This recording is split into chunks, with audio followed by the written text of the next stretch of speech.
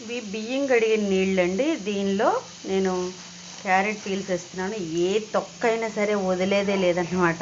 ఏదైనా సరే చక్కగా మనం మొక్కలకు ఉపయోగించుకోవడమే. ఇలా బియ్యం కడిగిన నీళ్ళల్లో మీరు క్యారెట్ పీల్స్ కానీ, ఆనియన్ పీల్స్ కానీ, ఇంకేదైనా కూరగాయ తొక్కలు ఏమైనా, బీట్రూట్ పీల్స్, బంగాళదుంప పీల్స్ కానీ ఇంకేదైనా వేసేసుకుని అలా ఒక 2 రోజుల నుంచి మీరు చక్కగా మొక్కలకి ఇచ్చారనుకోండి, దీన్ని తీసుకెళ్ళి మనం కంపోస్ట్లో వేసేసుకోవచ్చు. ఈ తొక్కల్ని, ఈ లిక్విడ్ని కొంచెం వాటర్ కలిపి వేస్తే కనుక మొక్కలు చాలా హెల్తీగా పెరుగుతాయి. ఖర్చు లేని పని.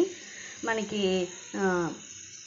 డస్ట్బిన్లో గట్రా వేసేసి తడి చెత్త పడేస్తాం కదా, అలా పడేయకుండా చక్కగా మొక్కలకు వాడుకోండి. మొక్కలు ఏం ఖర్చు లేకుండా మనకి హెల్తీగా పెరుగుతాయి అన్నమాట. బియ్యం కడిగిన వాటర్ అండి, దానిలో ఉల్లిపాయ తొక్కలు, అలాగే క్యారెట్ పీల్స్ వేసాను నేను. ఇలా వేసి చూడండి, చాలా బాగా పూస్తాయి పువ్వులు.